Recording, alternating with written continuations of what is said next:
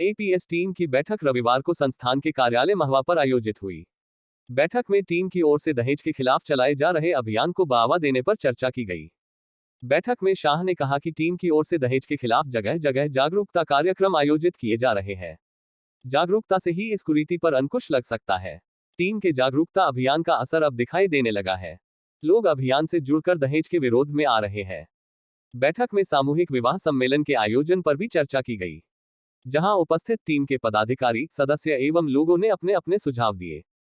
बैठक में टीम की ओर से दहेज के खिलाफ चलाए जा रहे अभियान की प्रगति को लेकर क्षेत्र के अलग अलग जिलों से आए लोगों ने टीम प्रमुख एफआर शाह सहित अन्य एपीएस टीम के सदस्यों का माला व साफा पहनाकर स्वागत किया तथा अभियान की भरपूर सराहना की। इस दौरान सभी ने एक साथ खड़े होकर एक स्वर में दहेज नहीं लेने एवं नहीं देने की शपथ ली। तो आज हम बात कर रहे हैं आपसे विधानसभा क्षेत्र महुआ में जो एपीएस कार्यालय जो है वो महुआ में है, सभी को आप सभी लोग जानते हैं। तो कुछ अलग अलग क्षेत्र के लोग यहाँ पर आए हुए हैं। वो जो एपीएस टीम के जो स्वागत के लिए जो लोग आए हैं उनसे भी हम बात करेंगे कि बिना दहेज के जो एपीएस टीम जो कार्य कर रही है वो सराहनीय है। तो उनसे हम बात कर लेते हैं। क्या नाम है आपका? मेरा नाम कारी मोहम्मद ज़ुबैर है। तो किस लिए आप कैसे आना हुआ, किस तरीके से? असल क्या है, मैंने इस टीम के बारे में सुना और देखा भी, और माशाल्लाह जो पूरी राजस्थान में इस वक्त हलचल मची हुई है चारों तरफ कि माशाल्लाह एपीएस टीम में जिस तरह से मेहनत की जा रही है कि दहेज को बंद किया जाए और फिजूल खर्ची जो निकाह की अंदर की जाती है उनको, उन रस्मात को ख़त्म की जाए, इसके लिए जो ये मुहिम उठी है। और माशाल्लाह उसमें कई उलेमा कराम के भी निकाह हुए हैं, कई ऐसे फ़र्द हैं बड़े बड़े मालदार तबके के जिन्होंने माशाल्लाह इस मुहिम को देखकर, इस मेहनत को देखकर और वास्तव में उन्होंने समझा कि जो है ये एक समाज के अंदर बहुत बड़ी गुर्बत को लाने का ज़रिया बनना है। जैसे हज़रत हमारे उस्ताद फरमा रहे थे कि जयपुर के अंदर जो बड़ी बड़े मालदार तबके के लोग थे उन्होंने दहेज की बिना पर बड़ी ऊंची शादियां की। उस बिना पर उन्होंने अपनी प्रॉपर्टी, पुश्तैनी ज़मीन जो थी उनकी, वो ज़मीन बेचकर और वहाँ से कानौता और लुनियाबाज आकर बस रहे हैं। इस बिना पर कि उन्होंने जो सारा पैसा जो ज़मीन जायदाद का था वो शादियों में सर्फ ही गया, उसकी बिना पर वो गरीब हो गए। तो ये जो है जब मैंने देखा और सुना तो मेरे दिल में ये सवाल आया और दिल के अंदर ये बात आई कि क्यों ना जाकर वहाँ इन लोगों को सम्मानित किया जाए। और इंशाल्लाह मैं और मेरे साथ हमारी करौली से पूरी टीम आई है और सारे लोग इतना खुश हैं कि इंशाल्लाह हमारे शहर के अंदर भी, करौली के अंदर भी लोग खुश हैं कि ये काम होना चाहिए। हर एक ने, मैंने जिन जिन से कहा कि हम करौली में इंशाल्लाह ये काम करेंगे, तो सारे लोग राज़ी हुए। और तकरीबन अब तक मुझसे 4 या 5 ऐसे फ़र्द मिले हैं जिन्होंने ये कहा कि इंशाल्लाह कारी साहब आप जो है उस टीम के जो ख़ास हैं एफ़ाज़ शाह साहब, उनको करौली बुलाइए और बुलाकर इंशाल्लाह हम जो है अपने बच्चों का इंशाल्लाह ऐसे ही निकाह करेंगे जिसमें कोई जहेज़ और कोई बारात नहीं होगी। इंशाल्लाह मस्जिद के अंदर निकाह किया जाएगा और हर एक उम्मती तक ये पैगाम पहुँचाएगा कि इसी तरह से जो है निकाह को किया जाए। बहुत बहुत शुक्रिया। तो हमारे साथ एक और साथी हैं, उनसे भी हम बात कर लेते हैं। कहाँ से हैं सर आप? जी, करौली से।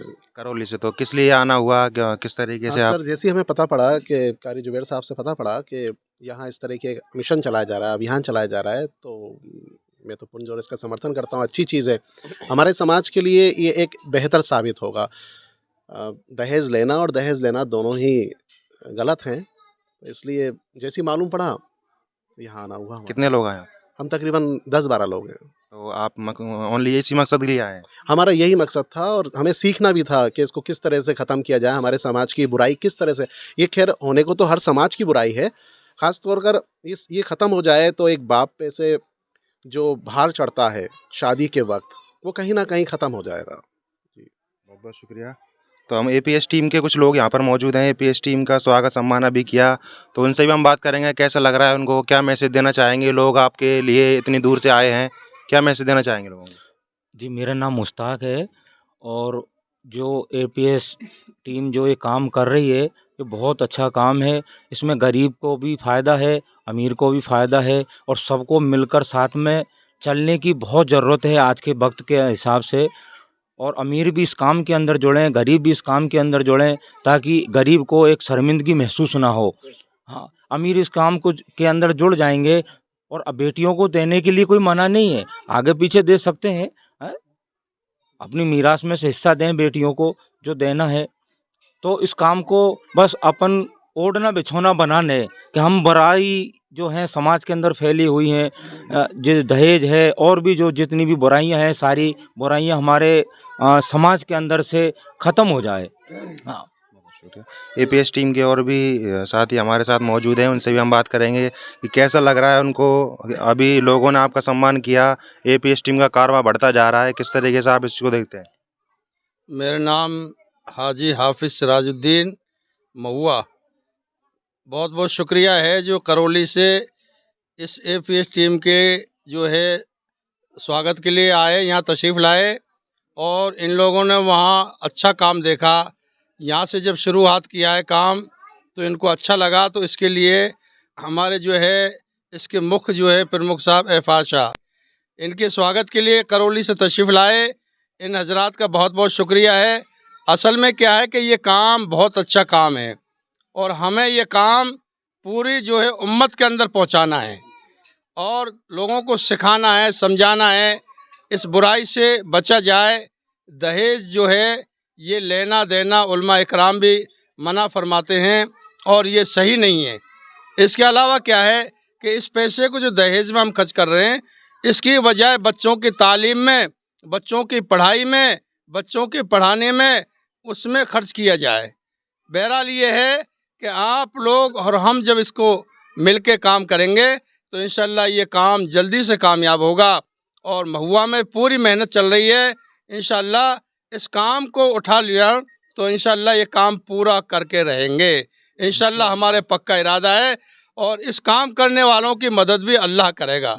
इंशाल्लाह कोई काम जिसने उठाया है, दीन का काम, अच्छे काम जो लोग उठाए हैं, तो उसमें परेशानी ज़रूर आती हैं और आई हैं। बाकी आगे चल के कौम के लिए और इंशाल्लाह बहुत से हम आप जिस सब लोगों के लिए इसमें फ़ायदा होगा। तो मैं तो ये कहूँ कि अल्लाह पूरी उम्मत के लिए काम करने की तौफीक अता फरमाए। दहेज के खिलाफ अभियान प्रमुख भी हमारे साथ मौजूद हैं। अलग अलग क्षेत्र से, जिलों से आए लोगों ने उनका सम्मान किया, तो उनसे हम बात करना चाहेंगे, क्या मैसेज वो आगे देना चाहेंगे लोगों के लिए? देखिए, दहेज के खिलाफ एपीएस टीम राजस्थान नहीं, पूरे और भी हमारे काफ़ी जगह सदस्य हैं, सब जगह हैं। हम आज हमने एक मीटिंग रखी और उस मीटिंग में ये लोग भी यहाँ आए और हमने इस मीटिंग के ज़रिए से निकाह आसान, शादी आसान कैसे हो पाए, इन बातों को लेकर के आज हमारी चर्चा होनी है। उस पर हम आज चर्चा रखेंगे कि ये आगे हम किस तरीके से काम करना चाहिए। सारे लोग आए हैं मीटिंग के अंदर, इनसे आज हम राय जानेंगे, इनका मशवरा जानेंगे। जैसा ये लोग तय करेंगे उसी पर हम जो है एपीएस टीम अपना काम करेगी।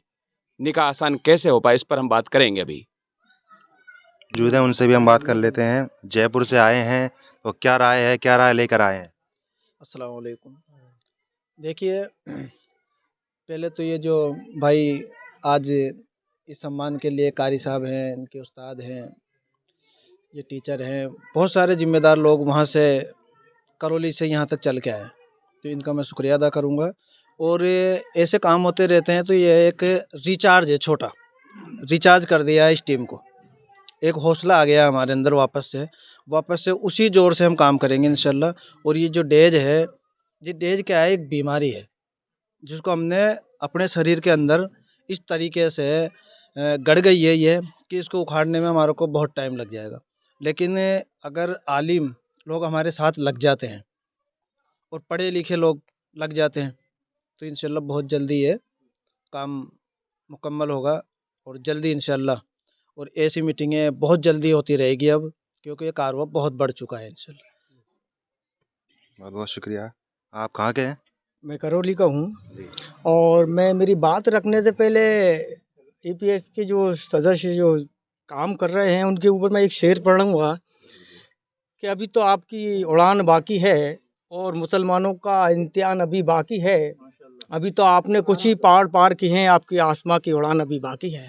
हम ये चाहते हैं पूरी दुनिया में जो ईपीएस जो काम कर रही है दहेज के खिलाफ, वो पूरे अंजाम तक पहुँचे और आपके साथ जो टीम लगी हुई है, हम साथ आपके हैं, सदस्य के रूप में हम आपके साथ रहेंगे। जहाँ भी आपको हमारी ज़रूरत पड़े, हम आपके साथ तन मन और धन से भी हम तैयार हैं आपके लिए। ये जो दहेज का जो मामला है, ये इससे बिगाड़ बहुत आ रहा है। क्या बिगाड़ आ रहा है कि लोग कर्जा लेके अपनी बेटियों की शादी करते हैं, उसके बाद में वो कर्जे में डूबता हुआ चला जाता है, और जो पैसे वाला है वो अपने नाम के लिए करता है। आज इनने जो कदम उठाया है, पैसे वाला गरीब और मध्यम वर्ग दोनों को एक जादम पर लाकर बैठा दिया। मैं बहुत शुक्रिया अदा करता हूँ इनका। तो हमारे साथ एक और साथी हैं, तो उनसे भी हम जानकारी कर लेते हैं।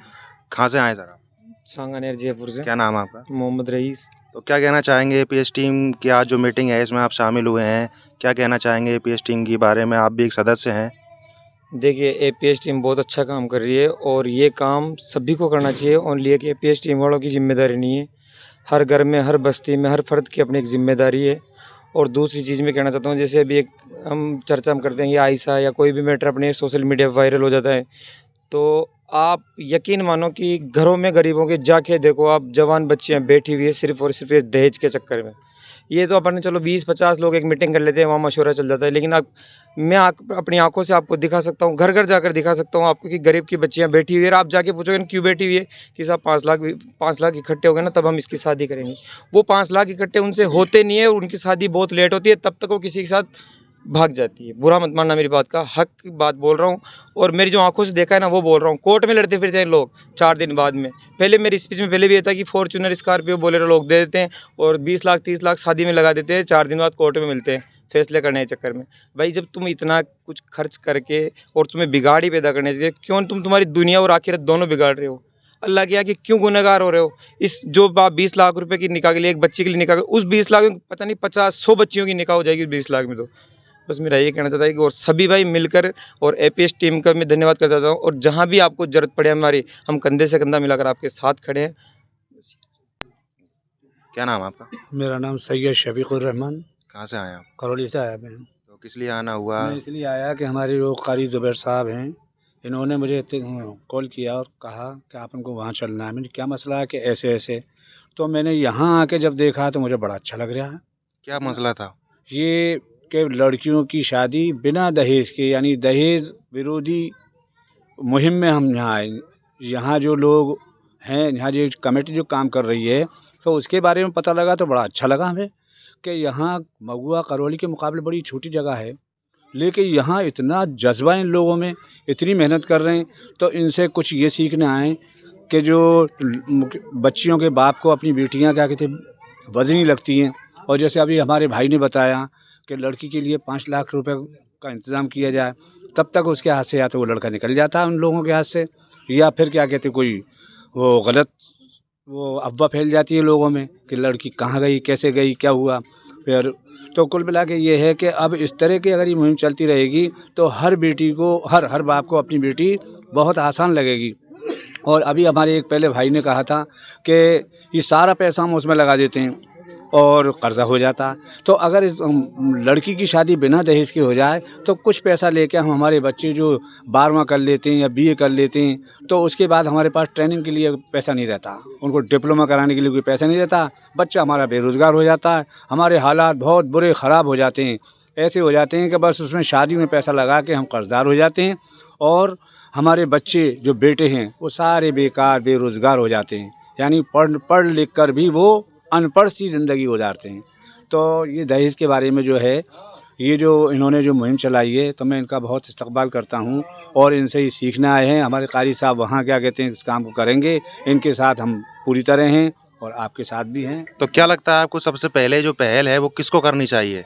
सबसे पहले पहल तो ये है कि सही तमाम लोगों को करनी चाहिए, तमाम सारे लोगों को। नहीं, मैं आपसे पूछना चाहता हूँ क्योंकि बेटी वाला जो होता है वो मजबूर होता है, तो सबसे पहले पहल लड़के वाला ये नियत कर ले कि मैं दहेज नहीं लूँगा, तो ये काम आसान हो जाएगा, और फिर वो रिश्ता कभी दरार भी नहीं पड़ेगी। और अपन ये करेंगे कि लड़के वाला तो पहल कर नहीं रहा, उसको समझा बुझा के अपन ने कर लिया, तो बाद में दरार भी पड़ सकती है। तो सही तो ये है कि लड़के वाले को ही समझाया जाए, और वो उसको ये पहल करनी चाहिए कि मुझे कोई लड़की दे रहा है तो मुझ पर बहुत बड़ा एहसान कर रहा है, ये माने वो। बहुत बहुत शुक्रिया। सभी लोगों से हमारी आज बात हुई और सभी ने कहा कि हम एपीएस टीम के साथ हैं और कंधे से कंधा मिलाकर उसके साथ रहेंगे और दहेज का पूर्ण रूप से विरोध करेंगे।